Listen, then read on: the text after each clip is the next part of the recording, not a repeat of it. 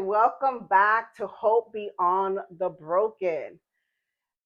We're here. We We're always here say that. We again. always say that. We take a deep breath because we don't record every week for you guys. So Right. it takes a couple of weeks before we record again. So it's like, and we're doing this Exactly. again. We're back I again. am Damaris, and this is Sarai.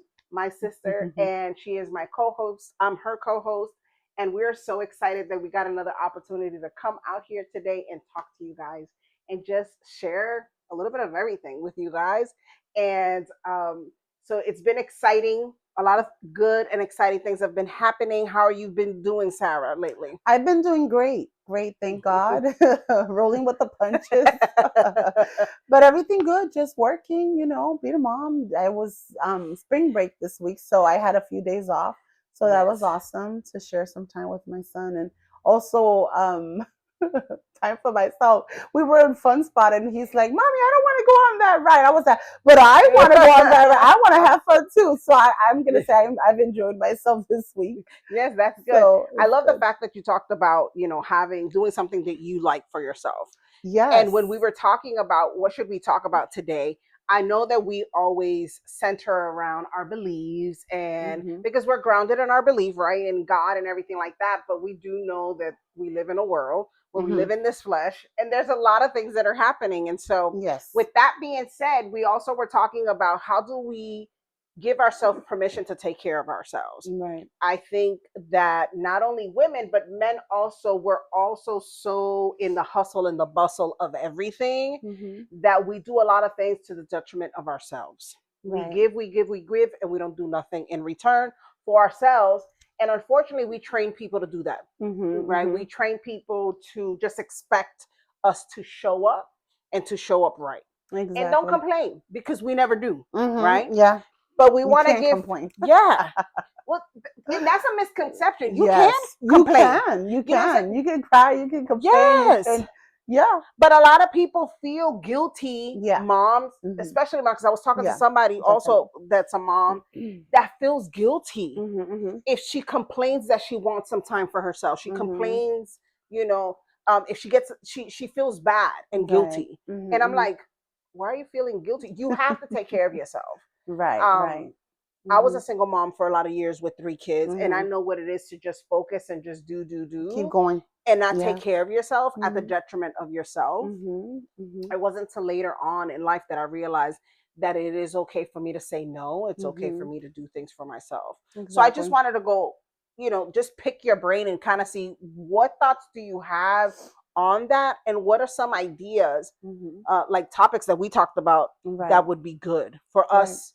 Because sometimes we have to tell you what those are. So you'd be like, oh, I never thought that I can do that. So maybe if we give people some pointers today of how they can do that, maybe it'll give you guys permission to do so. Right. And give you ideas. And give you ideas on how to do it as well. Yeah. For sure. But before we start that, how you've been? How's your week been? Stressful. I know some people don't want to talk about it, but it's good to say it. Yeah, and I thought about it when we were coming to do the pod. I was thinking about it because I was like, it's been so stressful. But I think that it's good for other people to know that even though we're happy go low in real time, but in real time what's really going on. So it's been very stressful, and it's hard because you have to hold the tension of being stressed out about something, but also believing that something's going to work out for your good. Right. And so it's just holding that tension can be hard. I think this past week has been better than the weeks before. The weeks before, I really thought like I was having like a really mental crisis. Because I'm not a person that calls people to say this is what's happening to me. Right. So I can vent. I'm not a person that vents about stuff. I actually have to be in person with somebody to do all of that. And even that, it's hard. It's hard. Yeah. And so I was supposed to go hang out with my son, and that in Miami, that didn't come to fruition. And I text my other son and his wife. And while I'm texting, I'm crying at work. I'm like, do you think guys have some time to spend with me this weekend? You know what I'm saying? And when I told them that, they're like, Mom, what were you? I was just so overwhelmed. Yeah. You just wanted to be in a familiar place where you didn't have to think about day-to-day life and stuff like that. And so it's like it was just a lot of mental, so overwhelmed that even my body started to react. Right. And I started having these really bad migraines that also triggered fevers. And there weren't fevers that I had all day. It was just for just a moment thing, I would get so feverish and my head would want to explode. I woke up like that 3 times. And it was so bad that I would carry it on and people would say, "Are you okay?" Because I look so pale. But what I realized was, and which is what we're talking about, is it was okay for me to say no to a couple of things. Right. And it was okay for me to just be by myself and then just go do one thing for myself that made me feel better. You know what I'm saying? Right. Just taking that moment to not think about what was stressing me out, not thinking. Right. And just be in the moment with myself. Yes. And kind of recharge myself. And I was able to do that by meditating and relaxing and just taking a moment for myself. Right. And I was able to do that. And so I think it's one of the things that also triggered this conversation with us. Right. On different ways that we can do that. And I know that you are in the beauty industry and all of what that means. And I know how it can be for some people. I was even telling you today, I said, maybe people need to just sometimes, you don't have to go get your hair done. Just go get somebody to wash your hair for you. Yeah. There's something about a stylist when they're washing your hair, they touch your head and massage your head. Just doing that. And then put your hair, get a good conditioner and put a ponytail and go home. You know what I'm saying? Just pay the $25, $30 to get your hair, do something like that that's going to give you that moment to talk to somebody else that is not in your everyday life. Exactly. That can give you that and massage your, let me tell you, massages in your head is like the best thing. I love when Sarah washes my hair. I don't know, there's something different. I'm like, why when I wash my hands, my fingers are not touching the right nerves? It's because they're trained in doing that. And so it's a different thing. So what other things do you think, because I know we've talked about it a little bit, you think we should be telling people to maybe do? So I was telling you about that, us as women and moms, we tend to say, okay, for me, for example, sometimes I take PTO times that when my son's at school because it works out. I don't have him. He's at school safe and I'm able to go and do me, do whatever makes me happy. Normally is go get a massage or just do something, maybe go shopping, do something that I want to do at the moment. Yes. But normally it's massages because I love massages. But I normally would do that. And then I was thinking, sometimes, and I was also listening to these things, like podcasts and things that I was listening to. And this lady that she was saying, sometimes it's not only you being able to just do the things that you normally do for your self-care, which is maybe do facial, do massages, like I just said. Sometimes it takes a little bit more. It takes time for you to meditate. Meditate is a good tool for self-care. Meditation, also I was writing it down. Also learning how to receive from others.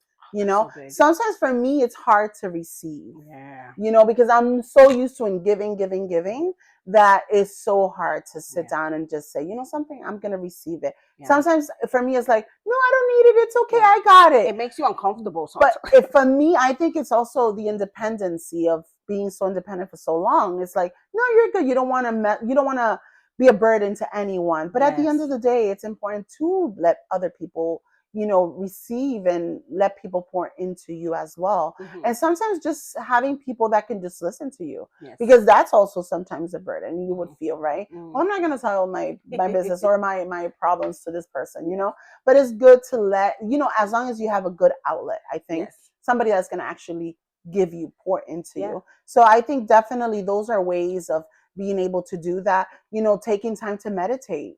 Meditation is amazing.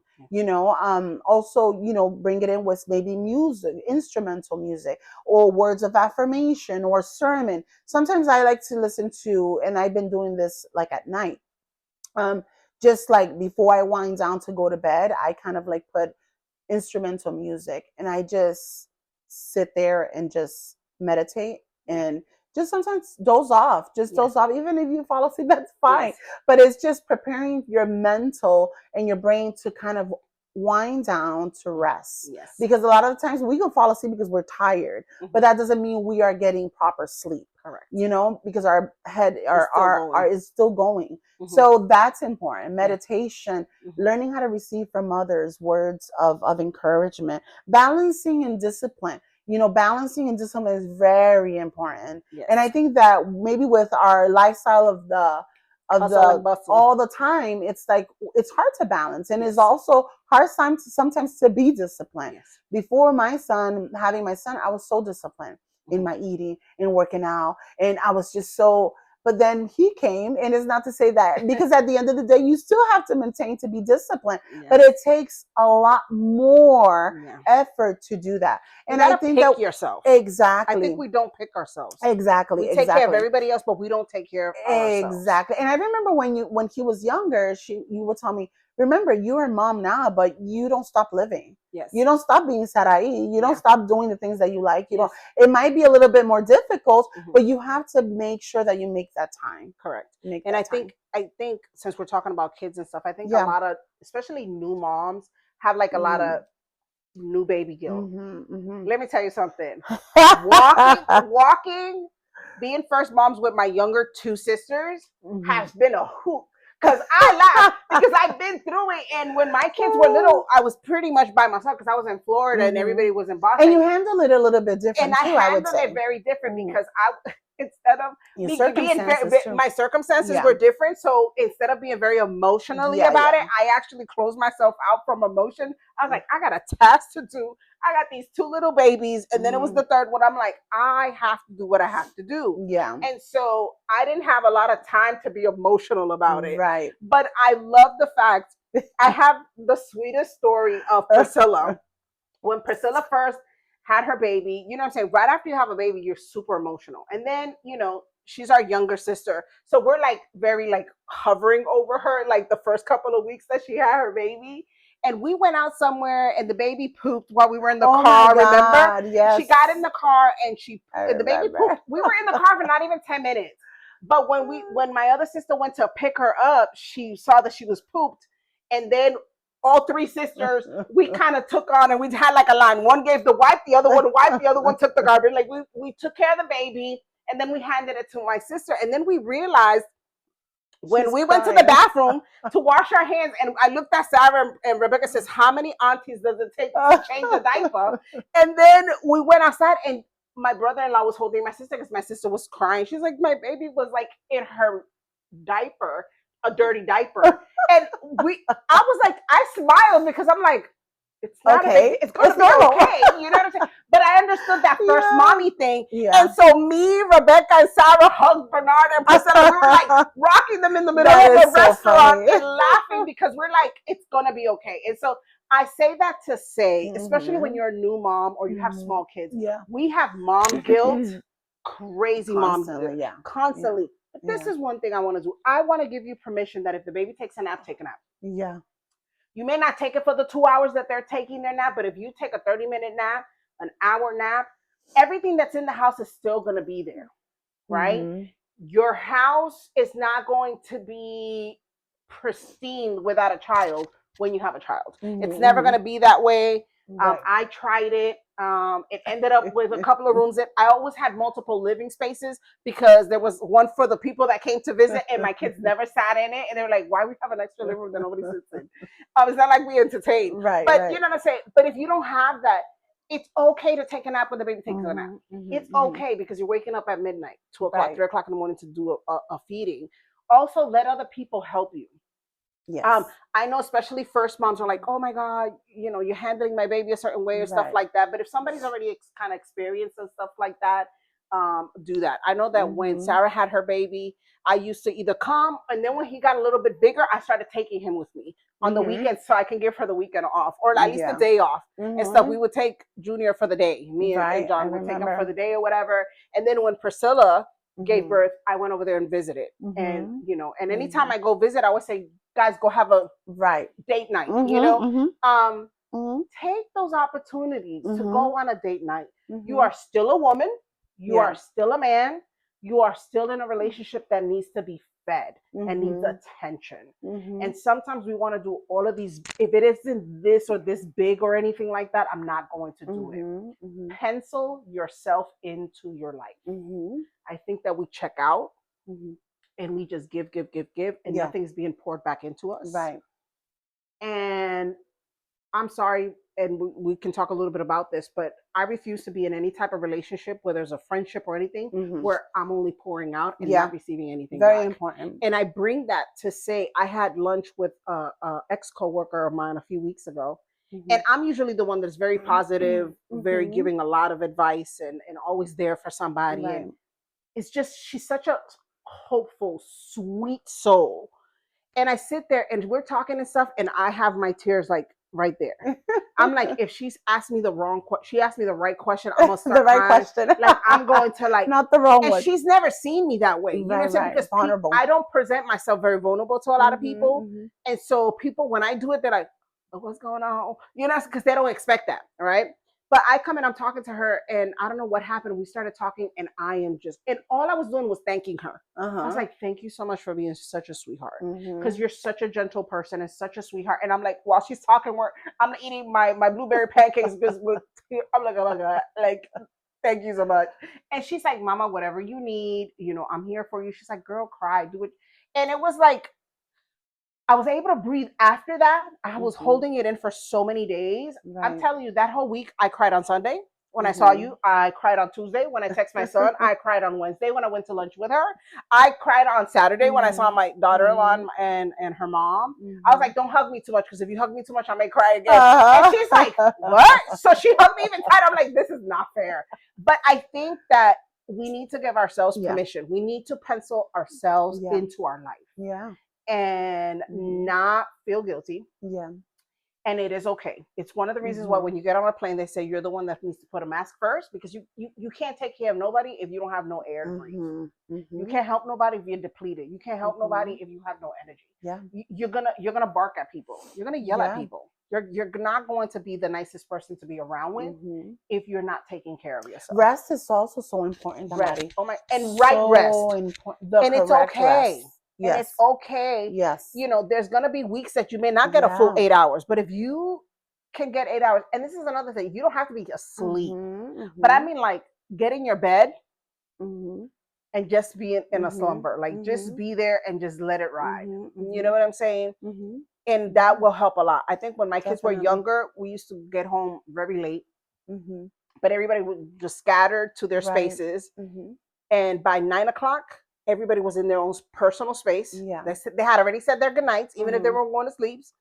And I would be by myself. I would sit in my corner in the darkness of playing dominoes on my iPad for a long time. Right. One time, Sarah was like, just have a glass of wine. I try to do that glass of wine every night.